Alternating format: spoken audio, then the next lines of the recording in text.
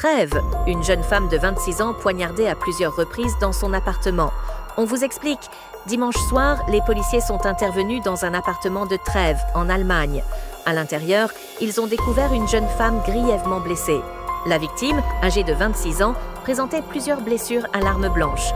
Elle a été prise en charge par les secours, puis a été transportée à l'hôpital.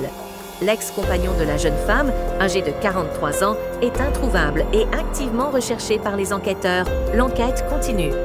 Atish, un père, son fils de 5 ans et son neveu de 8 ans meurent dans un incendie. On vous explique. Le drame s'est produit dans la nuit de lundi à mardi à Atish, dans le nord. Vers 4h30 du matin, les pompiers se sont rendus rue Jean-Baptiste Colette pour l'incendie d'une maison occupée par 6 membres d'une famille. Un couple, ses 3 enfants et un neveu placés sur décision de justice. La mère, réveillée par la fumée, est parvenue à quitter l'habitation avec 2 de ses enfants, âgés de 3 et 10 ans, grâce à l'intervention des voisins. Mais le père, âgé de 31 ans, le 3e enfant, âgé de 5 ans, et le neveu, âgé de 8 ans, sont restés prisonniers des flammes. Leurs corps sans vie ont été retrouvés dans les décombres. Pour l'instant, les causes de l'incendie sont inconnues. La mère de famille et les 2 autres enfants ont été transportés à l'hôpital. Leur pronostic vital n'est pas engagé. Les personnes ont dû être surprises dans leur sommeil. Tout le voisinage a eu très peur, a estimé Luc Foutry, le maire d'Atish. Une jeune femme de 36 ans chute mortellement du 5e étage. Son conjoint placé en garde à vue. On vous explique. Le drame s'est produit dans la nuit de vendredi à samedi sur l'île de Nantes, en Loire-Atlantique. Vers 4h du matin, une jeune femme a chuté par la fenêtre de son appartement situé au 5e étage d'un immeuble, sur le boulevard des Martyrs nantais de la Résistance. La victime, âgée de 36 ans, a été transportée dans un état critique au centre hospitalier universitaire où elle est décédée lundi des suites de ses blessures. Son compagnon, présent dans l'appartement au moment des faits, a été interpellé et placé en garde à vue. Mais il a finalement été relâché. La victime avait déjà manifesté par le passé son intention de se suicider. Une autopsie sera pratiquée. Le service local de police judiciaire est chargé des investigations. Pour faire taire son chihuahua, il le fait cuire au four. On vous explique. Les faits se sont déroulés lundi 19 mai au domicile familial d'Atmore, en Alabama. Un homme de 44 ans s'est mis dans une colère folle parce que son chihuahua ne cessait d'aboyer. James Williamson a d'abord annoncé à un membre de sa famille qu'il mettrait le chiot au four. Puis le quadragénaire a mis ses menaces à exécution. Il a inséré l'animal dans le four, a allumé celui-ci, puis a bloqué la porte avec une chaise pour empêcher l'animal de s'échapper. Les voisins, alertés par les gémissements du chihuahua, ont appelé la police. Les forces de l'ordre, arrivées sur les lieux, ont découvert le cadavre brûlé du petit chiot. Le suspect a été interpellé et placé en garde à vue. Il a été incarcéré et sa caution a été fixée à 15 000 $. Boulogne-sur-Mer. Une femme de 38 ans poignardée en pleine rue. On vous explique. Les faits se sont déroulés mercredi en fin de journée à Boulogne-sur-Mer, dans le Pas-de-Calais. Vers 18h, une femme de 38 ans se trouvait rue de la Lampe, à proximité de l'enseigne Couleurs et Saveurs, lorsqu'elle a été poignardée. Les secours, arrivés sur les lieux, ont pris en charge la victime. Grièvement blessée à l'épaule, la trentenaire a été transportée à l'hôpital. Quant à son agresseur, il avait déjà pris à la fuite à l'arrivée de la police. Une femme retrouvée morte dans le Huvaune après être partie faire ses courses, son compagnon mis en examen. On vous explique. Une femme, âgée de 55 ans, avait disparu samedi 24 mai. Ce jour-là, elle avait quitté son domicile d'Aubagne, dans les Bouches-du-Rhône, pour aller faire des courses. Après, on n'a plus aucun signe de vie. C'est sa fille qui, inquiète de ne plus avoir de nouvelles, avait donné l'alerte à la gendarmerie. Le corps sans vie de la femme disparue a été repêché lundi dans le fleuve Luhuvaune à Aubagne. Son compagnon, âgé de 29 ans, a été interpellé et placé en garde à vue. Une dispute avait éclaté le jour des faits entre la victime et le suspect qu'elle fréquentait depuis environ 1 an. Cet homme était déjà connu des services de police pour des affaires de stupéfiants. Il était visé par une obligation de quitter le territoire français et une interdiction du territoire français. Il a été mis en examen ce mercredi à Marseille pour meurtre par conjoint et son placement en détention provisoire a été requis.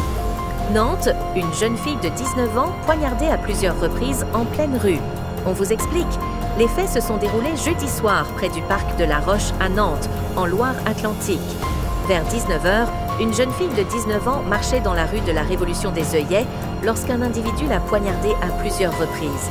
2 hommes, témoins de la scène, sont intervenus. Nous avons essayé de maîtriser l'agresseur, de le séparer de la femme. A témoigné l'un d'eux dans Ouest France. L'auteur des coups de couteau a alors pris la fuite. La victime a été transportée dans un état critique au centre hospitalier universitaire de Nantes. La jeune femme connaîtrait son agresseur. Il s'agirait d'un jeune homme de 18 ans. Ce dernier est introuvable et est activement recherché par les forces de l'ordre. Le corps d'une femme tuée d'un coup de couteau découvert aux abords du lac de Créteil. On vous explique. Le corps sans vie d'une femme a été retrouvé jeudi quai de la Croisette, à quelques mètres du lac de Créteil, dans le Val-de-Marne. C'est une dame qui a fait la macabre découverte vers 19h45 sur un petit chemin quittant un sentier piéton, à l'abri des regards. Le cadavre baignait au milieu d'une mare de sang. Un couteau se trouvait à proximité. Les secours, arrivés sur les lieux, ont tenté de réanimer la victime, mais n'ont pu que constater son décès à 20h20. Cette femme, âgée environ d'une quarantaine d'années, présentait des traces d'au moins un coup de couteau au niveau de l'artère fémorale. Une enquête a été ouverte. D'où le corps d'un jeune homme de 25 ans découvert au bord d'une route. On vous explique. Le corps sans vie d'un jeune homme âgé, environ de 25 ans, a été retrouvé vendredi matin à Flanchebouche, dans le Doubs. C'est un automobiliste qui a fait la macabre découverte vers 7h30 et qui a donné l'alerte. La victime gisait sur le bas-côté de la départementale RD 461. À côté d'elle, il y avait des éclats de véhicules. Les secours, arrivés sur les lieux, n'ont pu que constater le décès. La victime pourrait être un autostoppeur qui avait été signalé dans le secteur dans la nuit, aux alentours de 2h du matin. Plusieurs heures après la découverte du cadavre, un homme s'est présenté de lui-même à la gendarmerie comme étant le conducteur qui a percuté le jeune homme. Il a été placé en garde à vue. Marseille. Une femme de 83 ans dans un état critique après s'être fait arracher son sac à main. On vous explique. Les faits se sont déroulés jeudi en pleine journée dans le 10e arrondissement de Marseille. Une femme de 83 ans empruntait le chemin des Prud'hommes lorsqu'elle a été violemment agressée par un individu qui lui a arraché son sac à main avant de prendre la fuite. Les pompiers, alertés par un témoin, se sont rendus sur les lieux et ont pris en charge la victime. L'octogénaire, en état de choc et présentant des blessures graves, a fait un accident vasculaire cérébral pendant son transport vers l'hôpital. Son pronostic vital a été dans un premier temps engagé. Même si son état s'est partiellement stabilisé, les médecins restent très réservés quant à ses chances de rétablissement. Quant à l'auteur de l'agression, il n'a toujours pas été identifié et est activement recherché par les forces de l'ordre. 3 voitures entrent en collision sur la D47. Un enfant de 2 ans est décédé. On vous explique. Les faits se sont déroulés vendredi soir à La Gorgue, dans le Nord. Peu avant 22h, 3 voitures sont entrées en collision sur la départementale 947. Une vingtaine de pompiers ont été dépêchés sur les lieux. Ils n'ont pu que constater le décès d'un enfant de 2 ans. Sa mère, âgée de 40 ans, a été transportée au centre hospitalier de Lille, où elle se trouve dans un état critique. 2 jeunes hommes âgés de 25 et 26 ans, légèrement blessés, ont été transportés à Land, un ado de 17 ans poignardé à mort lors des célébrations de la victoire du PSG. On vous explique. Les faits se sont déroulés samedi soir dans le centre-ville de Dax, dans les Landes.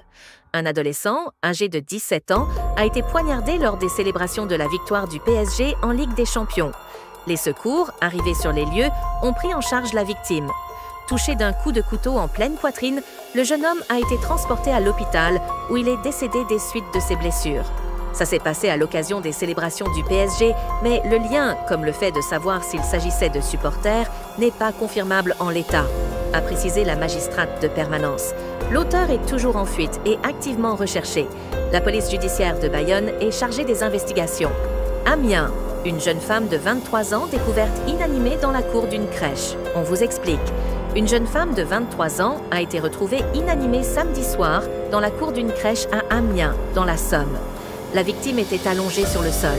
Elle a été transportée au centre hospitalier universitaire d'Amiens où elle se trouve en urgence absolue. Selon les premières constatations, la jeune femme s'est défenestrée du 4e étage d'un immeuble d'habitation attenant à la crèche. Son pronostic vital est engagé. Un homme tente de poignarder une jeune femme dans le train. Il est maîtrisé par les passagers. On vous explique. Les faits se sont déroulés lundi matin à Bron, une banlieue de Lyon, dans le Rhône. Vers 9h, une jeune femme se trouvait dans le tramway T2 au niveau de la station Camille Rousset lorsqu'un individu a tenté de la poignarder avec un couteau. Des passagers, témoins de la scène, ont maîtrisé le suspect dans la rame, en attendant la police. Les forces de l'ordre, arrivées sur les lieux, ont interpellé cet homme de 49 ans et l'ont placé en Maine-et-Loire. Un enfant découvre ses parents tués par balle. On vous explique, les corps sans vie d'un couple a été retrouvé dans la nuit de lundi à mardi à Morane-sur-Sarthe, dans le Maine-et-Loire. L'homme, âgé de 37 ans, et son épouse, âgée de 34 ans, présentèrent des blessures par balle. Le couple, en instance de séparation, avait 4 enfants. C'est l'aîné qui a fait la macabre découverte vers 2 h du matin et qui a donné l'alerte. Les gendarmes, arrivés sur les lieux, n'ont pu que constater les 2 décès. Selon les premières constatations, c'est le père qui aurait tué sa femme avant de mettre fin à ses jours. L'enquête se poursuit. Anne, une femme de 48 ans, meurt après avoir été piquée par une guêpe. On vous explique, les faits se sont déroulés jeudi, en fin d'après-midi, à Parfondeval, dans l'Aisne. Vers 17 h, une femme de 48 ans se trouvait à son domicile lorsqu'elle a été piquée par une guêpe. La piqûre de l'insecte a provoqué une forte réaction allergique. La victime a fait un arrêt cardio-respiratoire. Les secours se sont rendus chez la victime. 7 pompiers ont tenté de la réanimer. En vain, le décès a été constaté sur place. Pontet, une mère et ses 2 enfants découverts morts par un huissier dans un appartement. On vous explique. Les corps sans vie d'une mère de famille et de ses 2 enfants ont été retrouvés dans leur appartement du Pontet, dans le Vaucluse. C'est un huissier de justice venu procéder à une expulsion locative qui a fait la macabre découverte ce mercredi matin. En ouvrant la porte d'entrée, il a découvert les 3 victimes allongées au sol. Selon le Dauphiné libéré, les cadavres étaient dans un état de décomposition avancé. Les morts remonteraient à plusieurs semaines. Des autopsies seront pratiquées pour déterminer les causes des décès. Selon Ici Vaucluse, cette famille ne payait plus les loyers depuis juin 2024. Les 2 enfants étaient âgés d'une vingtaine d'années. Mélodie Bidet, 34 ans, tuée par balle par son compagnon qui s'est suicidé. On vous explique. On en sait plus sur le couple retrouvé mort à Morane-sur-Sarthe, dans le Maine-et-Loire. Les faits se sont déroulés dans la nuit du lundi 2 au mardi, 3 juin 2025, dans la maison familiale, vers 2 h du matin. Kevin Poupeau, âgé de 37 ans, s'est emparé d'une arme à feu et a tué par balle sa compagne Mélodie Bidet, âgée de 34 ans. Il a ensuite mis fin à ses jours en retournant son arme contre lui. C'est l'aîné de leurs 4 enfants qui a découvert les corps et donné l'alerte. L'homme était chasseur et pratiquait le tir sportif. Il possédait plusieurs armes au domicile. Le couple était en instance de séparation. Une femme poignardée à plusieurs reprises pour avoir refusé des relations sexuelles. On vous explique. Les faits se sont déroulés mercredi 4 juin à Bondy, en Seine-Saint-Denis. Vers 8 h du matin, une femme a refusé d'avoir des relations sexuelles avec son mari. Fou de rage, l'homme a poignardé à plusieurs reprises au ventre son épouse. L'assaillant a également donné des coups de couteau à sa belle-sœur. Les 2 femmes ont été transportées à l'hôpital avec un pronostic vital engagé. Les 2 enfants, il attache sa chienne à un parpaing, la jette à l'eau et la regarde se noyer. On vous explique. Les faits se sont déroulés en décembre 2024 à Biache-Saint-Vaast, dans le Pas-de-Calais. Le prévenu promenait son chien lorsqu'il a trouvé un morceau de parpaing dans les hautes herbes. Il a enroulé la laisse autour du bloc et a jeté la chienne dans un marais. Il l'a regardée se noyer et rester sur place durant 20 minutes. Cette femelle American Staffordshire Terrier de 7 ans, nommée Jazz, est restée environ 1 mois dans l'eau avant d'être découverte. L'animal, qui avait confiance en son maître, s'est retrouvé lesté et a mis du temps à mourir, déplore Caroline Lanty, avocate de la Fondation 30 millions d'amis. L'homme, qui a reconnu les faits et dit regretter son geste, devait être jugé ce 4 juin. L'audience a finalement été renvoyée au début de l'année 2026. Il risque jusqu'à 6 mois de prison et 7 500 € d'amende.